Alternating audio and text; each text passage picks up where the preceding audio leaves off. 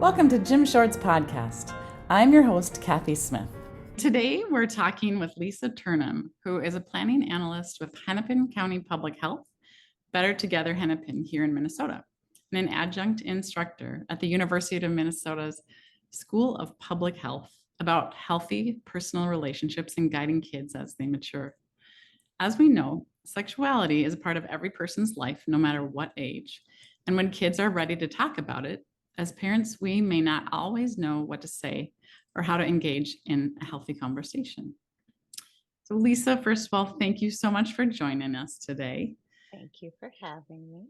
Yeah. Before we get started, as a huge advocate for reading and early literacy, I love to start the podcast off with this question.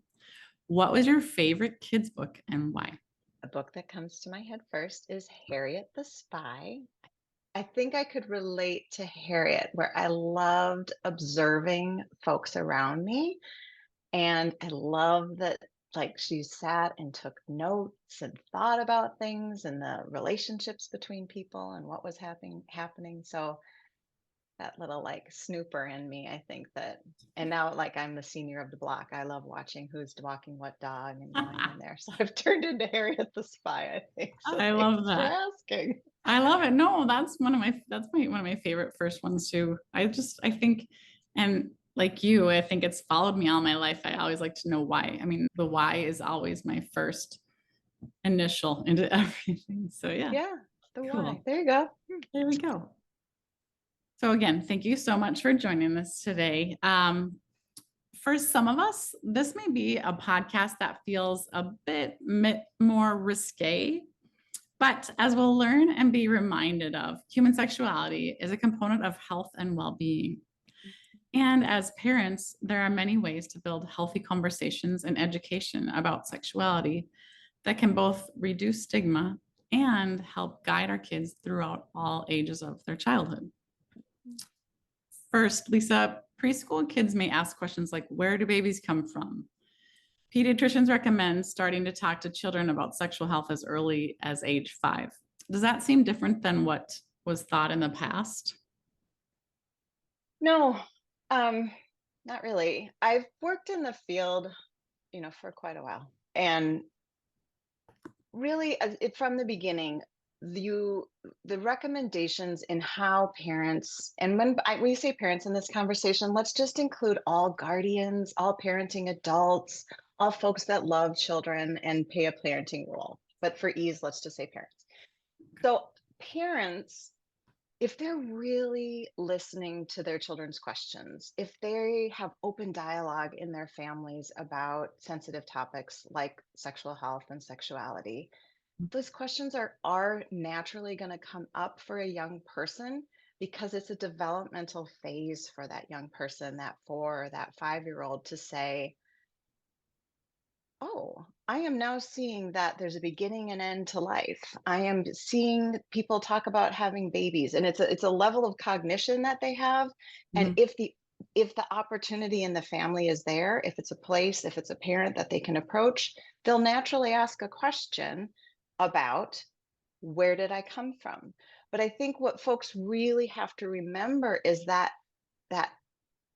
age appropriate answer is about the mechanics.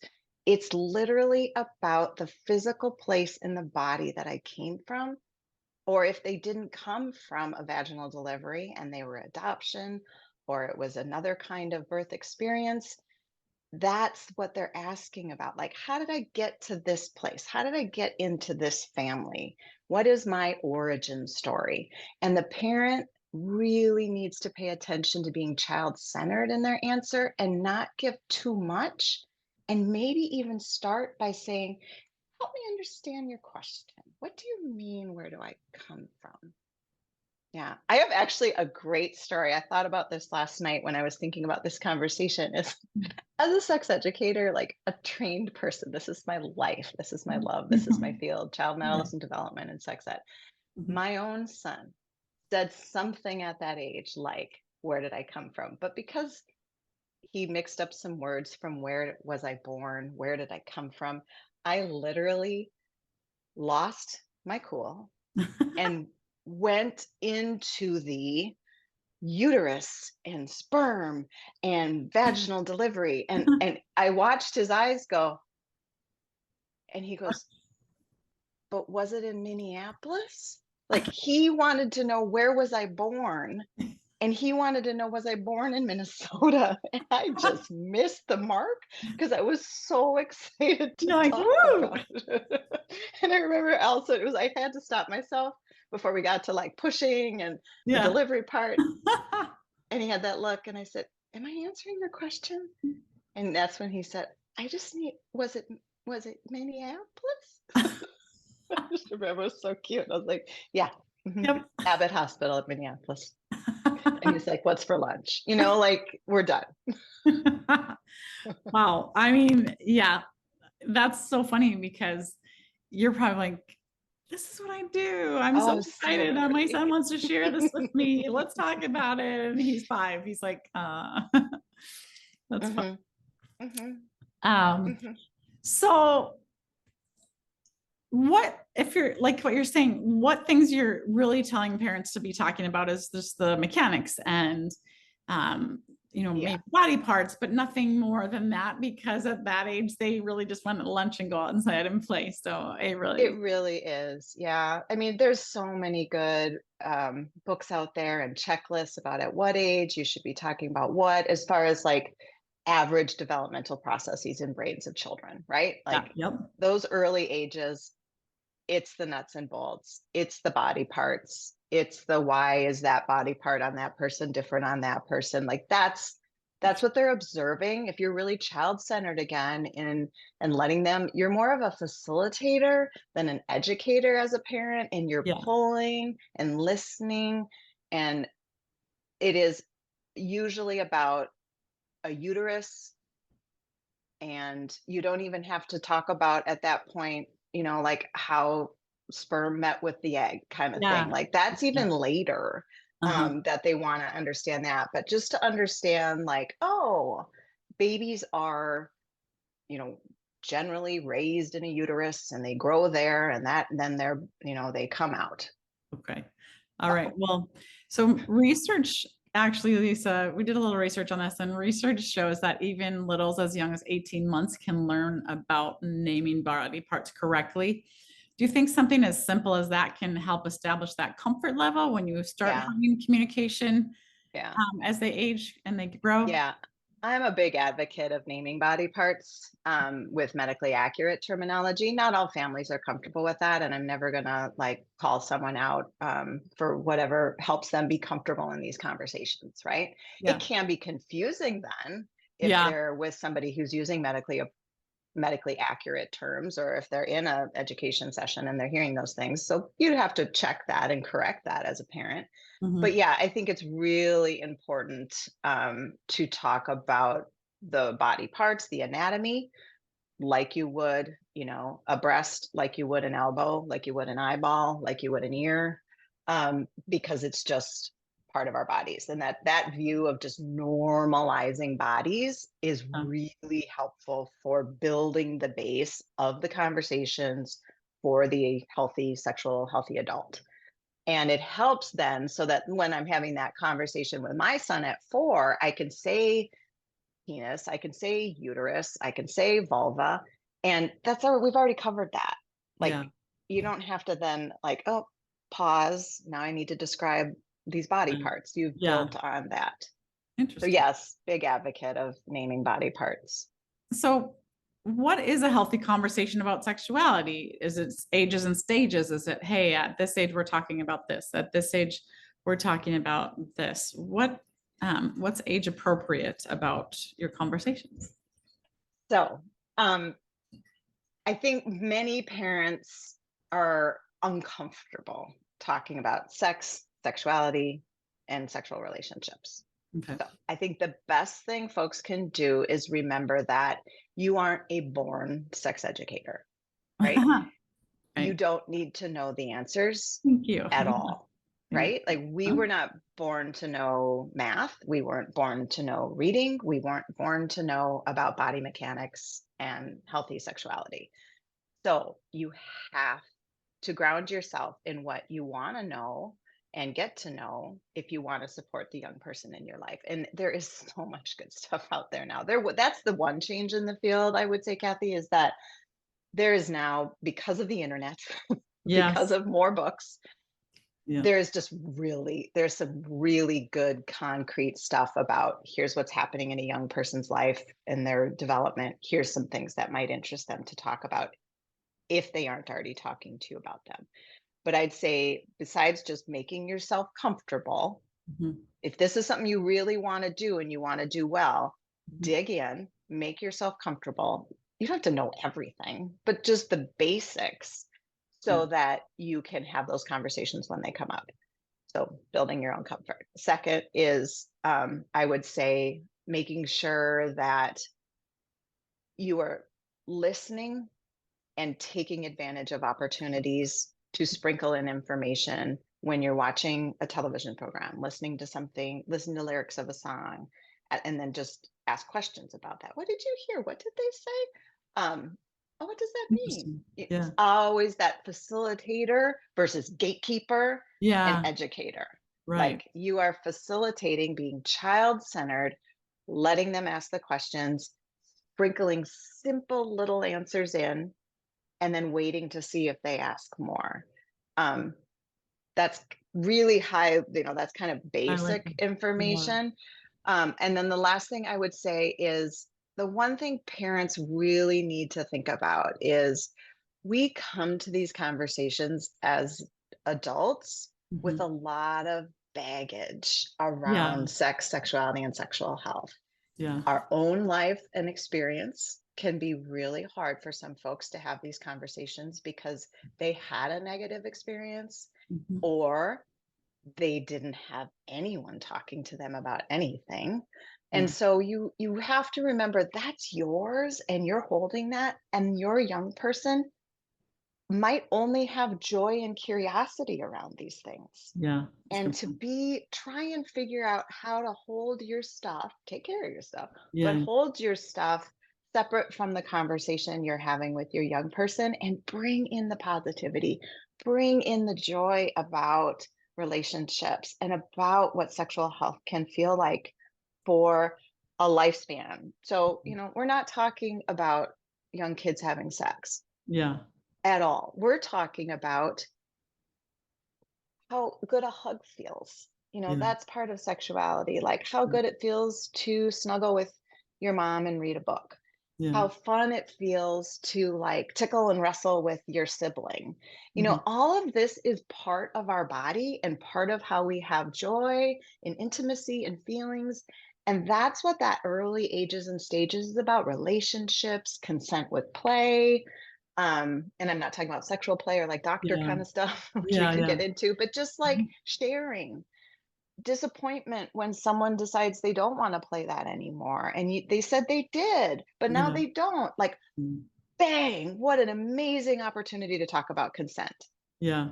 but with a 5-year-old. Yeah. Like, isn't that is a feeling tell me about that feeling you're having. They wanted to play that game, and then they decided, once you set up the board, they didn't want to. Yeah. Well, they said they would. Can people change their minds about things?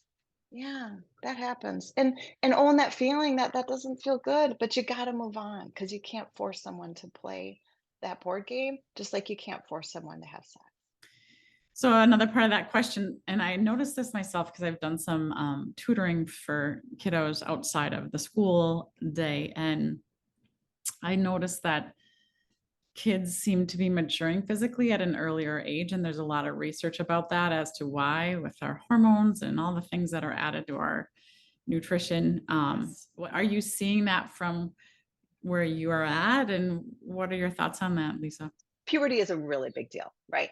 A Mhm. body changing when you have awareness, a body changing when you're an infant, is the Yeah. infant body and the infant mind doesn't. I mean, it The also cognition is on that. like really curious about their bodies, right? Like, Yeah. touching their genitals, putting their Yeah. feet in their mouth, like, they're exploring and figuring out their bodies too. Yeah. That change during puberty, though, happens to a young person who has real cognitive awareness of that. And they're plopped into a social environment that is the height of figuring out relationships and status and who's what and where am I within this and talking about families. I mean, all that's happening while your body's literally changing different than the kid next to you. Yeah.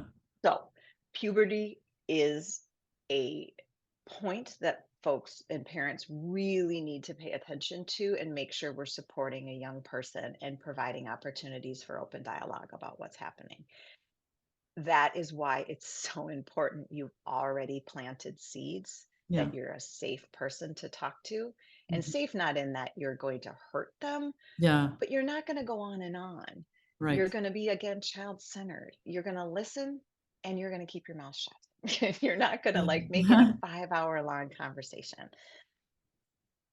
But we are seeing, just like you said, research across communities across the globe are seeing changes in onset of menses, Mhm. sperm development, breast development, etc. Yeah. It's not like years and years earlier. We've Mhm. always had a precocious puberty Yeah. amongst certain folks and groups, Mhm. but we are seeing generally the whole curve move. And it is because of and we don't know exactly why, but there's a Yeah. lot of really good evidence out there about with some understanding about some reasons, possibilities about why. But I would say again, if we could normalize in our culture that some bodies have breasts can be larger than others, some bodies have acne, some bodies are taller, some bodies are blah blah blah blah blah. If we Yeah. could normalize this and not make it a shameful thing to have breast development, Yeah. that is what I wish we could do. And that is not something a parent talking to a kid is going to help. But Right. from an early age, you can be talking about bodies in a way in your family that normalizes differences, that normalizes um, feelings about bodies, that sometimes it doesn't feel good to have things happening to your body that are out of your control, like a period, like an erection, like breast development. Mhm. But talk about it in a way about why that's happening and the joy that your body is functioning in a way that is normal for bodies to do. Um, again, it's hard to say, like, here's the thing you should say to someone going through Yeah. puberty if they haven't had that grounding. So I'd say it's wonderful that that young person has you, Mhm. just making them feel good Yeah. in that moment that they're with you. And that carries forward, to other moments until everyone else catches up and has boobs. Yeah. Totally. I agree. Well, I appreciate that too, because I think, like you said, really it's all about the foundation. And if you've built this comfortable foundation about conversation at a younger age, all of a sudden it's easier to move into the next stages because your kid, those Hmm. young people are starting already knowing that. But But um, I just want to acknowledge the struggle, though. There are many parents thank who, you. for whatever reason, this is hard, and more than hard, it brings up pain and trauma. Yeah. And the healing has to begin so that the whole culture can shift and change. But hearts out to those parents, because it's going to be more work for them to get to the place to help their kiddo Mhm. like not have that same experience. But that work is available, that work is doable. And they will see so much joy in raising a child that breaks the cycle of whatever Yeah. happened to them or they're feeling. But Right. it's also hard to be that parent, that kid that walks around and says, this again, do you want a story about and do you want stories Yeah, about yeah, I that? want to hear My poor kid's me like, oh, you did it Mom. again. You did it again, mom. But yeah, like someone was babysitting my son. I can't even remember when. I can't even remember how old he was, but he was old enough to know that the reason you have an erection is because there's a lot of blood that flows into your penis. Yeah. So he yelled from the open door bathroom to whomever was babysitting, dang, there's a lot of blood in my penis. And the caregiver at the moment Yeah. thought there was a real emergency Ah, happening in the bathroom and ran to see a child urinating and having trouble urinating because he had an erection. And it's just one of those things where I was like, and then she was, had to talk to me about it for 2 or 3 hours because it made her so uncomfortable. And we had to talk about like why in the world that was what's so this? Yeah. uncomfortable. But again, somebody who was not thinking about talking about the mechanics. Yeah. And wow, I can imagine some kiddos that are babysitters, they don't have that education yet. And they're like, oh dear, Yeah. what do I do now? Yeah. I kind of ended up telling every babysitter, like, we're real open about talking about things in this house. That's so sweet though. I love that you guys have such a good relationship. Okay, so Lisa, what is the relationship that parents should expect from schools regarding their education for their kids? How can parents support schools and when should they ask the questions about what their kids are learning? Like sex, like when we were young, you knew in sixth grade it was sex ed, and all the kids had to do sex ed, and there wasn't a lot of communication about, well, what did they learn, and then there wasn't that bring it on home and talk with your mom and dad about that, Yeah. or just I Yeah. don't know about your generation, but our generation, there just wasn't a lot of, it was more a little anxiety around it, a little bit more, Yeah. is this taboo, should we be talking about this or not? And so I feel like hopefully the generations that are out there now are just so much more comfortable. Yeah. We could do a whole podcast on sex ed in the schools. Yeah. One of the things folks should know is there's really not a lot of consistency across schools about what is taught when. And so as a parent, if you have a kid in a school that is going to be talking about sexual health, make sure you're asking the teacher what kind of content is going to be delivered and what kind of how can you bring some of that information home as well. I really advocate for parents to understand what's happening in the school in regards to this topic because it can be so controversial and schools Yeah. can be so concerned about sharing information that they just don't share information, Yeah. or they have guest speakers that come in and share information. And what you want to do as a parent is you want to make sure that your family's values and beliefs and boundaries Mhm. are emphasized at home. Mhm. And having that sex ed time in the school is, again, an amazing opportunity for you to say, let's sit down tonight. I'm going to say, as a parent, I'm really curious what you're thinking about. I know you're getting sex ed. Tell me what kind of thoughts are going through your head as you're getting that information. And it's a wonderful time for you to reinforce your family's values. And so, one, Mhm. amazing opportunity for Yeah. you to open some conversations. But two, I really do think parents, I mean, I know parents have a right to understand what's happening in their schools, just like Yeah. they would about any topic area. Yeah. And if parents are really uncomfortable, once you get the information and you Yeah. read through the information, because again, that's going to be on you Mhm. to, if they share the curriculum with you or they share their outline or their agenda or their slides, like it's going to be on you to look at them and think Yeah. about it. And then if there's something in there that you want to emphasize at home, go for it. If there's something that you, for whatever reason, cultural beliefs, family beliefs, you don't want your kid participating in, you have a right as a parent to opt your child out of any education in school.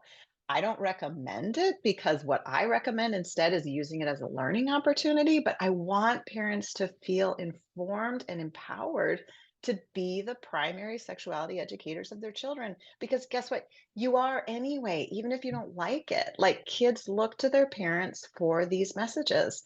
And Yeah. so it is schools are really stressed out when you talk about sex ed because there are one or two parents who make certain districts Yeah. feel really uncomfortable for sharing this information. Mhm. And usually it's their perception of what's being shared versus what's Yeah. actually being shared. And that's why I'm saying, like, I'm sorry, parents, but you got to probably look at the curriculum if you really want to know what's happening, Yeah. because it honestly varies from teacher to teacher more than you think. Oh, a district at least is going to have a uniform scope and sequence for this stuff. Yeah.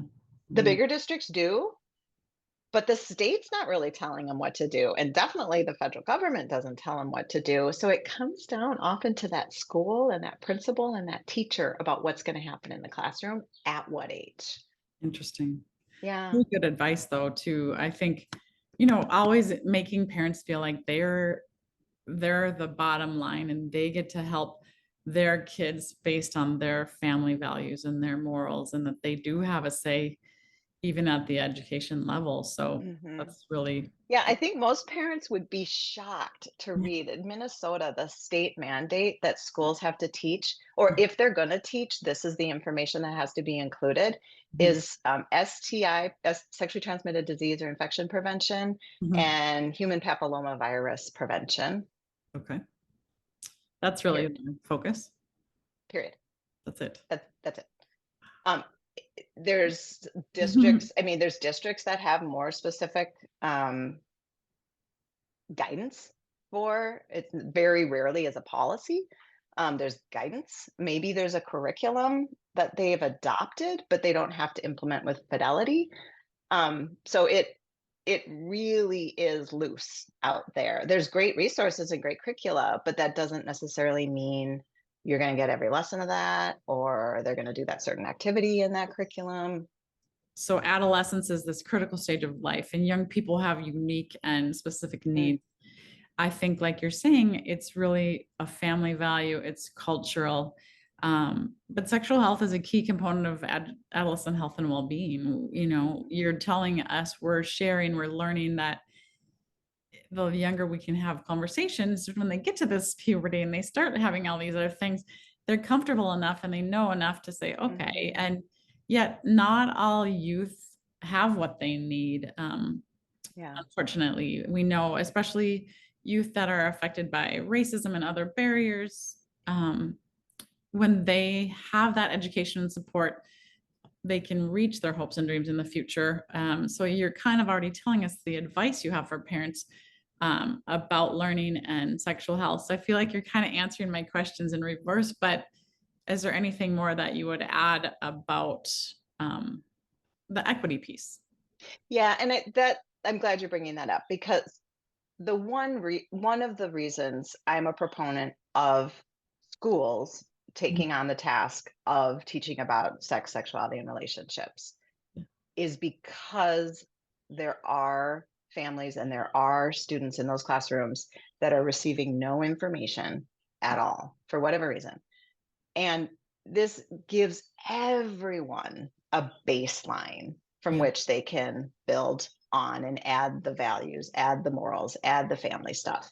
Mhm. But it's the basic information to be healthy, to think about future, to protect yourself, to protect, be a good steward of healthy relationships to those folks that you're in relationship with. Yeah. Like, I do see a role for schools in having sexual health content in the classroom because of equity. Um, there are many students sitting in those seats. Their parents are amazing at Yeah. the job that they're doing. And it's kind of like, and we read this when we read, we do a lot of, we Post. support a lot of really good sex education across Hennepin County, and amazing partners out there doing the work and helping teachers feel comfortable and delivering what young people want. And so when I read those classroom surveys after students get sex ed, Yeah. some students are like, well, I already knew all this. And then the next student next to him, literally the next survey will say, oh my gosh, I really needed to know this. Thank you. Oh, And I'm okay that we're repeating some information, yeah. because we all learn things differently as we build and hear the same thing over and over and over again. Mhm. Um, but it's that kiddo that said thank you, Yeah. which is why we want to have this information Yeah. I love it. That. available to folks. Yeah. Thank you for doing that. I mean, I, I think whatever we can do to support kids, it's just always wonderful. So let's bring it back to the comfort levels again. What if our kids are uncomfortable with these conversations? How Yeah. can we help destigmatize and normalize these discussions around sexuality? What are your recommendations? First and foremost, talk about your own discomfort. Like, it is so helpful if a young person is talking to their parent and they're like, oh, ooh, deep breath. Some of this stuff feels a little uncomfortable for me. I wonder why that is. And then Oh, the kid can be like, yeah, me my too. goodness. Yeah. Do we think that is? And you could have a whole conversation about why is it uncomfortable, and then Yeah. you could go hours on that. Of Yeah. course you wouldn't do an hour at a time because you'd lose their interest, but Yeah. car rides are the best place to talk about sex, because everyone's looking forward No one's having to look at each other, and you can pause for long periods of time, and then they'll ask another question or not, or you can ask one. But I do think pacing is really important with discomfort. You don't want to carry on a conversation where someone's uncomfortable. You can park things and you can bring them up again.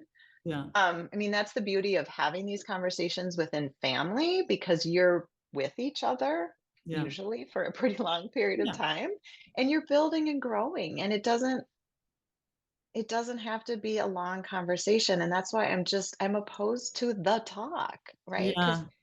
no one wants that one long talk. Like, No, I mean, some people might, but I didn't. nobody. I don't. My Yeah. kiddo No. didn't. So yeah, it's the discomfort is got to be owned. It's got to be talked about. Maybe even thought about and discussed why, because that's going to bring up really good elements of what culture has told us about our bodies and about sex and about relationships. Mhm. Um, but yeah, trying to always then somehow pivot to positivity, somehow pivot to being centered on what they're actually asking about. Um, I think what's harder is when and this happens quite a bit, where I have parents that say, my kid is not asking any questions. Yeah. What do I do? I'm panicking. I'm ready. I've got Yeah. my comfort up. I've done my research. Yeah. I'm waiting. And it's okay to introduce questions. It's okay to ask questions and topics. Yeah. Um, you know your kid best, so you know the best time to do that, and trust your gut on that. Yeah. But that foundation of parent-child connectedness, Mhm. that's a maybe too much of a, we talk about that in the field a lot, parent-child connectedness versus parent-child communication, is Oh. you have to have that emotional bond Mhm. in order to even have these conversations. Yeah. The trust thing, I think, is what It's you need. trust. And that's built over time. That's built by shared experience together. That's built by modeling. It's the parent-child connectedness is really the answer to how to have conversation about sexual health go well. So, Lisa, are there signs or indications that our kids are struggling with their own sexuality? And if we notice something as a caregiver or as, a relative, is there something that we should do to help? Do we sit back? Do we wait for those people to come to their own decisions? What do you recommend on that in that area? That is a common question. That is one thing that has changed a lot in the field as young people and I don't know, everybody has embraced, at least in the US, this is common in other cultures. It's just the US hasn't really struggled with this before. But as people are, considering more gender identity as more an expansion or expansive element or more of on a continuum, Yeah. we have folks identifying as non-binary, as, using different pronouns, like a Yeah. lot of A people lot are of change. really struggling with that. Parents are struggling with that, and a Yeah. lot of parents are celebrating it. We also have to remember, like, this has given space for a lot of individuals to be more of who they are, Mhm. but then there's also folks who are opposed to certain identities Yeah. being, Yeah. so it's a divide. That- It's a huge divide, and in our field it's a massive divide, Mhm. to the point of people really being angry and Yeah. upset Yeah. about talking about gender identity. It used to Divisive. be to talk about sexual orientation. Now people are Yeah. mad about Yeah. gender identity. Yeah. Um, the controversy never goes away in my field. I think that's why it's so exciting. Yeah. So, Always something new. what do I say though to folks who Yeah. are To have adults a kiddo or someone in their life that is maybe having some trouble with struggling. their sexuality, whether it be gender identity or sexual orientation or just having puberty happen to them, Yeah. is again making sure that you're an open, safe person for conversation, because those feelings are different every day. Those experiences that they're having that are making them feel that way happen every day. And you really have to be providing to slow down, stop what you're doing. If they actually are coming to you and asking questions and are talking about their experience, it's really hard as a parent because we're all uber busy, but you gotta stop and you gotta slow down and you gotta listen, or you gotta at least say, looking in the eyes, like, I hear you. I feel that you're feeling some really big feelings about this. Can we talk about this in 30 minutes or tonight or tomorrow? And then, make space for that. But that could shut down a moment in time. I have to warn you about that, is even doing that stop on those Sure. conversations. I've seen that and I've heard of that story. So Mm-hmm. it's really hard because you got to almost be available when they're available to talk Yeah. about it. Um, Listening is the best thing you can do in facilitating a conversation and asking questions, because what you're trying to do is help them figure out what they're struggling with and why, versus imparting information on them. Mm-hmm. Now, I will say, if you have very strong family values and beliefs around certain sexual health topics, you need to make that known to your young person if that's something that you're going to act on Mm-hmm. or have like family policy around, like Right, right. rules around. Mm-hmm. The kiddo needs to know that, because then they're either going to make the decision to follow your guidance and be in line with that or not. Yeah, And they need to probably find a safe person to talk to about this, who's going to help them explore those feelings. Because again, we are never going to be successful in our role as a gatekeeper.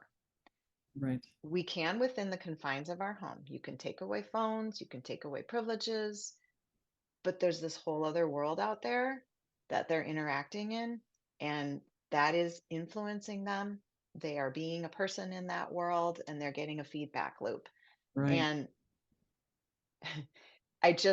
if you're trying to be a gatekeeper, I'm caution you that Thank you. you might be unsuccessful and you might not be helping get your child to the point that you want them to be, which I would assume all of us want a young person that is healthy and well and happy and has good relationships. Mm-hmm. One thing I didn't say earlier that I think is really important is, whenever a really high quality parent sex educator does their work, one of the first activities they'll do with a group of parents is to help parents unpack their baggage and put themselves on a continuum of what kind of sex ed did they receive. That's just an opener to help like break Yeah. the ice and get people about Yeah. how they're coming to this space.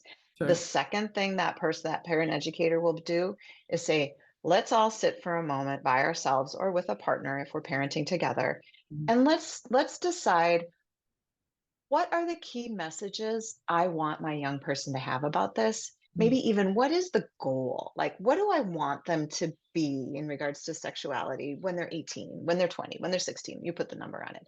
Yeah. That goal, that vision, those key messages, then stand out there, literally post-its on the wall during the session, so that as they think about the specific language, or what do I do with the puberty conversation, how does that align with where they're going? Setting. Sure. Most when you do that, it doesn't matter if you're like conservative or liberal or religious or not religious, those messages are usually the same from Yeah. parents. Yeah. And what we have to remember is, we're all like wanting that same thing. We have our own family values and guidance about dating, about when they can do this, when they can do that.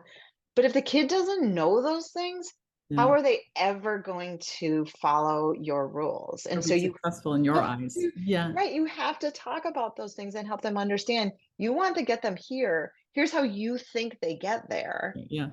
And sorry, so off topic, but it's Oh, very really important. important that everybody thinks about, what is their end goal with their young person in regards to this stuff, and how are they going to handle those questions when they come up, because they will. Yeah. Yeah. This has just been so mind opening for me as a parent. And also, you touched on so many things that I think, as everything is a continuum, parenting is a continuum. Some people are, this is how it's always been, this is how we're going to do it. Some people are like, hey, this is how I was raised, but I didn't think it was the greatest, and so these are the things I'm going to change. Or we're starting from scratch here. We got you're 5, you're 4. Let's get on this together and let's change the future. So I really feel like, you know, this podcast is so awesome. And what you do, Lisa, like you are very well versed in this and very comfortable with the conversations that you're sharing with us. So I really appreciate it. One last question for you. Are there any resources you'd suggest for parents as we learn to help our kids in the many stages of learning about sexuality and positive well-being? Oh, there's so many. Thought you'd say that. Yeah, we can share a list of books that Yeah, are wonderful. They're all, these are all things online too, but I'll share some of the favorites that I recommend to folks. please. I did pull a couple, one of a lot of the authors that I read, 20 years ago, 30 years ago, when I was starting in the field, some of the language that they use in their books, especially around sexual orientation and gender identity, are dated. Yeah. But like this book, I just pulled it off the shelf. It's not old, but Deborah Rothman's The Thinking Parent's Guide to Talking About Sense and Sex is kind of the way that I talk, where she does give some specifics about at this age, they want to know about the mechanics. At this age, they want to know, okay, well, Nice. how did I get into the uterus? Like Yeah. she does some of that, but she's all about the context surrounding us and how that influences our conversations and our connections around sex and sexuality and sexual health. I will say that, just like you said in the beginning, that this could be risque. It's not only risque, it's incredibly controversial. So like these two books, Roby Harris is an author of these two books. Okay. These are always on the banned books list, right up there with, Catcher in the Rye and things like that. Bring it on. Love it. Yeah. So she no longer is with us, but she was an amazing librarian at a school. And the reason she wasn't a sex educator, the reason she started writing these books is because a young person brought up to her, I think that's how the story goes, brought up to her one of the stories in one of the books in the library, or a body or something, and said, someone's doing this to me. Someone's hurting me. And she said, oh my goodness, we need more books. And so she started writing books, and they're the kind of books where there's, pictures of penises and bodies, and they talk openly about, how sex happens. And Do you feel like this new generation of kids are much more comfortable with the conversations than previous? 100%. Really? I think, you can debate the harms or the values of internet and social media and Yeah. information being out there, but Mhm. it's both. And I see the harms and I see the helpfulness, Yeah. and you can find some really good stuff as an adolescent online about all the topics around Yeah. sex, sexuality, and sexual health. And then there's a lot of mis and disinformation out there that's harmful.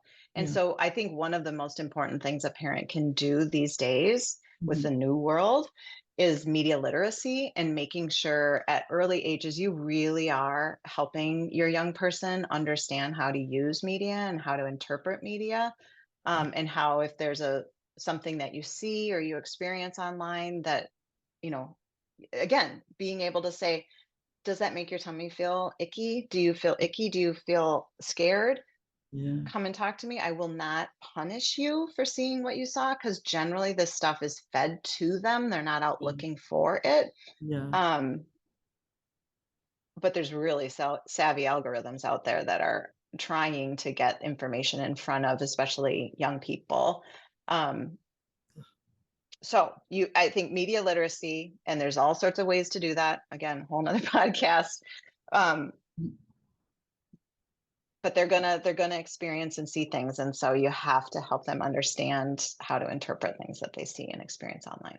Yeah. And that is worth its weight in gold, that advice too, because again, I put my educator hat on and I'm like, okay, dang it. I don't like it that the kids are all on their screens. I don't like it that they're on their phones all the time. They Yeah, bring them to school, what have you. But yeah, so we can't control that. We right, can't, right, that access is too right, widespread. So right. now we have to know, hey, there's going to be crappy crap out there. Right.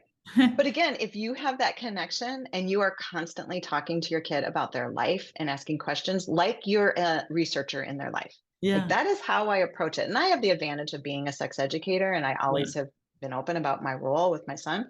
Yeah. But I get to say things like, oh, help me think about this. Can you just tell me, like, today and yesterday, what are some of the things you saw online that you think would like freak me out? Oh. He's like, oh, okay. So I was on, I mean, that's not that. So you Not fine. act, if you act as like inquisitive and curious as you actually are, and Yeah. you admit, like, You don't let know. me understand, like, why do you enjoy being on TikTok? Like, can Yeah. you show me some things that gave you joy today on TikTok? Oh, yeah, sure. This gave me joy. This, and then you also see what's being fed to them. Like Yeah.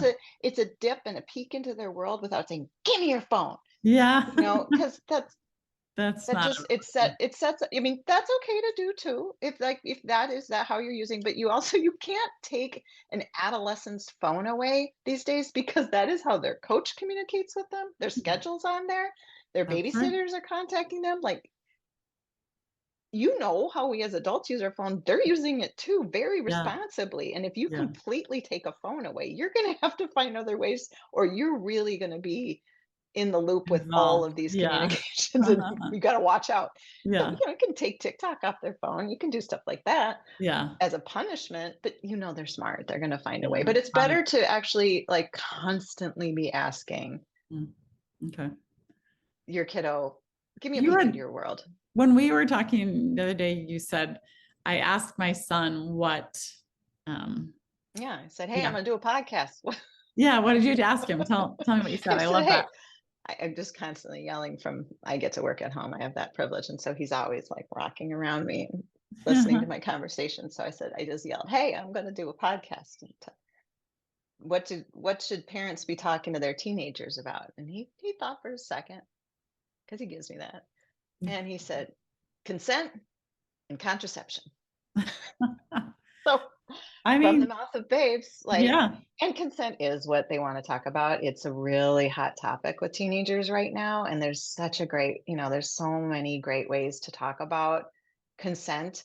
And what you really want to do though is make sure you're not just talking about like one-sided, like Yeah. from a victim approach, Right. right?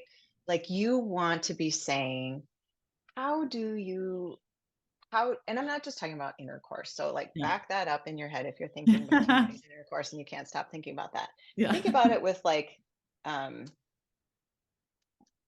wanting to go to prom, or holding hands, or talking intimately on your phone.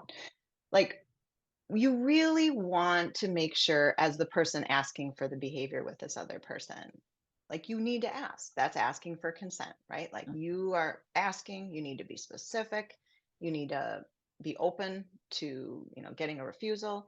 And then as the person getting asked, you really need to give an enthusiastic yes. And to whatever you're saying yes to.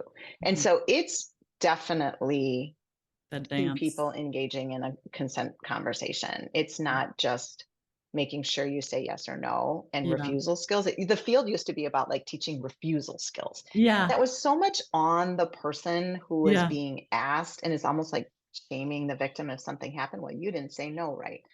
And Right. so it really is about the ask and the yes or no when Yeah. you talk Oh, about consent. that's very powerful too. And I love that your son said that. Wow. I mean, Well, kids these days are wicked smart, and they're so in tune with these topics that if a parent can learn so much just by listening yeah. and asking questions. I mean, if any parent out there ever has a group of teenagers at their house, Uh-huh. be engaged, listen. I mean, don't like sit down on the couch and like hang out. I mean, or if that's Yeah. comfortable, do that. But like I make a point, we have a very open floor plan in our house. And so you really can hear everything that's going on. Yeah. And I make a point of being kind of a friendly parent who, if you make some cookies when there's a big group of guys over, they generally are pretty happy to have you around. Yeah. And of course, all my son's friends know that I'm a sex educator. And so they actually ask questions when they come Well, over here. it's probably a comfortable person that they And trust I've you. Know had to you. talk to their parents and say, I just need you to know I'm a sex educator by trade. And sometimes when the guys are sitting around playing poker or whatever, they will ask me questions and I'm open to answering. They're like, good. Yeah. The Well, parents are always like, oh, thank goodness. yeah. Well, I mean, that makes the parents feel like, thank goodness my sons are talking about things and they're talking to someone who's very educated about it. So they're going to get the not just the politically correct thing, but they're going to get the real answers and they're going to get them in a way that even some, like I said, I mean, my generation of parents, some things we just don't even know. And it could be from whatever. And all of Oh, a sudden we're putting baggage on it or we're putting our thoughts into it. And we don't know how to communicate it without that. So they're like, yeah, Lisa, yeah. you do it, you know? Well, and in case your listeners are concerned that I'm like doing a condom demonstration during poker night, I'm not. I They didn't think so. always ask about, so just so folks know, Yeah. 11 to 18-year-olds, Yeah. the number one thing they want to know is how do you know if someone likes you? How do you know if you're in a good relationship? They want to know about love and intimacy and relationships. I don't care what gender you are or what sexual orientation you are. That is what is driving the adolescent brain is Oh, wanting love and connection and belonging and support, however that looks in relationship.